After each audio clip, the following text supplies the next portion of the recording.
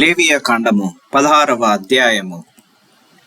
అహరోను ఇద్దరి కుమారులు యెహోవా సన్నిధికి సమీపించి చనిపోయిన తర్వాత యెహోవా మోషేతో మాట్లాడి ఇట్లనెను, నేను కరుణాపీఠము మీద మేఘములో కనబడుదును గనుక నీ సహోదరుడైన అహరోను చావక యుండునట్లు అతడు మందసము మీది కరుణాపీఠము ఎదుటనున్న అడ్డతెర లోపలికి ఎల్లప్పుడూ రాకూడదని అతనితో చెప్పుము. అతడు పాపగా ఒక కోడె దూడెను, దహన బలిగా ఒక పొట్టేలును తీసుకొని వీటితో పరిశుద్ధ స్థలములోనికి రావలెను.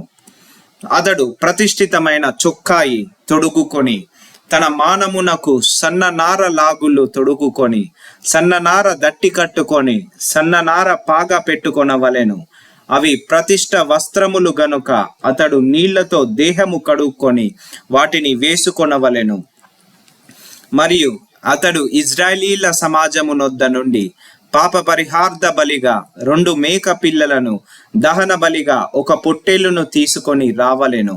అహరోను తన కొరకు పాప పరిహార్థ బలిగా ఒక కోడెను అర్పించి తన నిమిత్తమును తన ఇంటి వారి నిమిత్తమును ప్రాయశ్చిత్తము చేసి ఆ 2 మేక పిల్లలను తీసుకొని వచ్చి ప్రత్యక్షపు గుడారము యొక్క ద్వారమునొద్ద యెహోవా సన్నిధి వాటిని ఉంచవలెను. అప్పుడు అహరోను యెహోవా పేరిట ఒక చీటిని విడిచిపెట్టే మేక పేరట ఒక చీటిని ఆ 2 మేకల మీద 2 చీట్లను వేయవలెను. ఏ మేక మీద యెహోవా పేరిట చీటి పడునో ఆ మేకను అహరోను తీసుకొని వచ్చి పాప పరిహార్థ బలిగా అర్పింపవలెను. ఏ మేక మీద విడిచిపెట్టుట అనే చీటి పడునో దాని వలన ప్రాయశ్చిత్తము కలుగునట్లు దానిని అరణ్యములో విడిచిపెట్టుటకై యెహోవా సన్నిధిని దాని ప్రాణముతోనే ఉంచవలెను. అప్పుడు అహరోను పాప పరిహార్థ బలియగు ఆ కోడెను తీసుకొని వచ్చి తన నిమిత్తమును తన ఇంటి వారి నిమిత్తమును ప్రాయశ్చిత్తము చేసుకొనవలెను.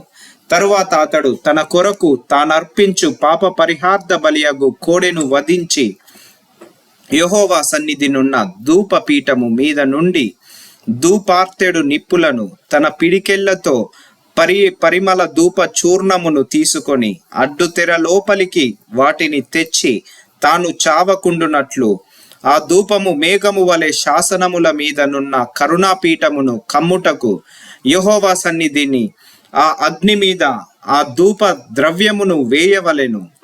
అప్పుడతడు ఆ కోడె రక్తములో కొంచెము తీసుకొని తూర్పు పీఠము మీద తన వ్రేలితో ప్రోక్షించి కరుణాపీఠము ఎదుట తన వ్రేలితో ఆ రక్తములో కొంచెము 7 మారులు ప్రోక్షింపవలెను.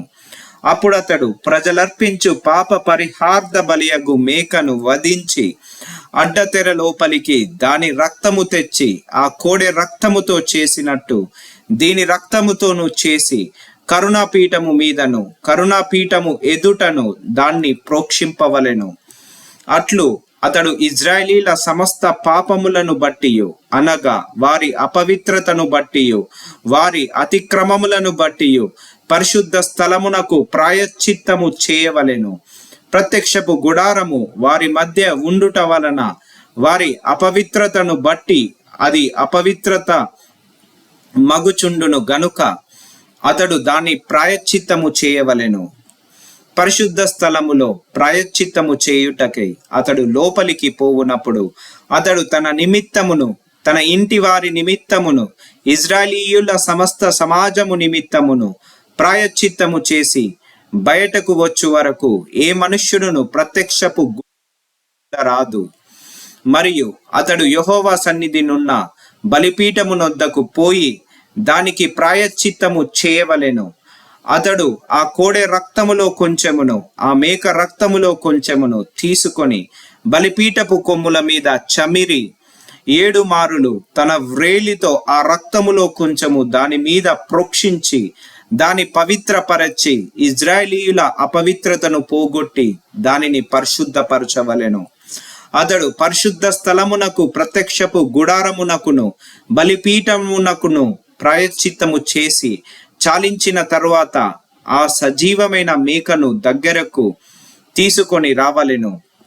అప్పుడు అహరోను సజీవమైన ఆ మేక తల మీద తన 2 చేతులుంచి ఇజ్రాయేలీయుల పాపములన్నీయు అనగా వారి దోషములన్నీయు వారి అతిక్రమములన్నీయు దాని మీద ఒప్పుకొని ఆ మేకతల మీద వాటిని మోపి తగిన మనిషిని చేత అరణ్యములోనికి దాన్ని పంపవలెను. ఆ మేక వారి దోషములన్నింటినీ ఎడారి దోషమునకు భరించిపోవును. అతడు అరణ్యములో ఆ మేకను విడిచిపెట్టవలెను. అప్పుడు అహరోను ప్రత్యక్షపు గుడారములోనికి వచ్చి తాను పరిశుద్ధ స్థలములోనికి వెళ్ళినప్పుడు తాను వేసుకొనిన నారబట్టలను తీసి అక్కడ వాటిని ఉంచి పరిశుద్ధ స్థలములో దేహమును నీళ్లతో కడుగుకొని బట్టలు తిరిగి ధరించుకొని బయటికి వచ్చి తన కొరకు దహన బలిని ప్రజల కొరకు దహన బలిని అర్పించి తన నిమిత్తమును ప్రజల నిమిత్తమును ప్రాయశ్చిత్తము చేయవలెను. పాప పరిహార్థ బలి పశువు యొక్క క్రొవ్వును బలిపీఠము మీద దహింపవలెను. విడిచిపెట్టే మేకను వదిలిన వాడు తన బట్టలు ఉదుకుకొని నీళ్లతో దేహము కడుగుకొని తరువాత పాలెములోనికి రావలెను. పరిశుద్ధ స్థలములో ప్రాయశ్చిత్తము చేయుటకు వేటి రక్తము దాని లోపలికి తేబడును. పాప పరిహార్థ బలియగు ఆ కోడెను ఆ మేకను ఒకడు పాలెము వెలుపలికి తీసుకొని పోవలెను. వాటి చర్మములను వాటి మాంసములను వాటి మలములను అగ్నితో కాల్చివేయవలెను. వాటిని కాల్చివేసిన వాడు తన బట్టలు ఉదుకుకొని నీళ్లతో దేహము కడుగుకొని తరువాత పాలెము లోనికి రావలెను. ఇది మీకు నిత్యమైన కట్టడ. స్వదేశులు గాని మీ మధ్య నుండి పరదేశులే గాని మీరందరూ 7వ నెల 10వ నాడు ఏ పని అయినను చేయక మిమ్మును మీరు దుఃఖపరచుకొనవలెను. ఏలయనగా మీరు యెహోవా సన్నిధిని మీ సమస్త పాపముల నుండి పవిత్రులగునట్లు ఆ దినమున మిమ్ము పవిత్రపరుచున్నట్లు మీ నిమిత్తము ప్రాయశ్చిత్తము చేయబడెను. అది మీకు మహా విశ్రాంతి దినము. మిమ్మును మీరు దుఃఖపరచుకొనవలెను. ఇది నిత్యమైన కట్టడ. ఎవరు తన తండ్రికి మారుగా యాజకుడగుటకై అభిషేకము పొంది తన్ను ప్రతిష్ఠించుకొనునో ఆ యాజకుడు ప్రాయశ్చిత్తము చేసుకొని నారవస్త్రములైన ప్రతిష్ఠిత వస్త్రములను ధరించుకొనవలెను. మరియు అతడు అతి పరిశుద్ధముగానున్న మందిరమునకును ప్రత్యక్షపు గుడారమునకును బలిపీఠమునకును ప్రాయశ్చిత్తము చేయవలెను. మరియు అతడు యాజకుల నిమిత్తమును సమాజము నిమిత్తమును ప్రాయశ్చిత్తము చేయవలెను. సంవత్సరమునకు ఒకసారి ఇజ్రాయేలీయుల సమస్త పాపములను బట్టి వారి నిమిత్తము ప్రాయశ్చిత్తము చేయుటకు ఇది మీకు నిత్యమైన కట్టడ. యెహోవా మోషేకు ఆజ్ఞాపించినట్లు అతడు చేసెను.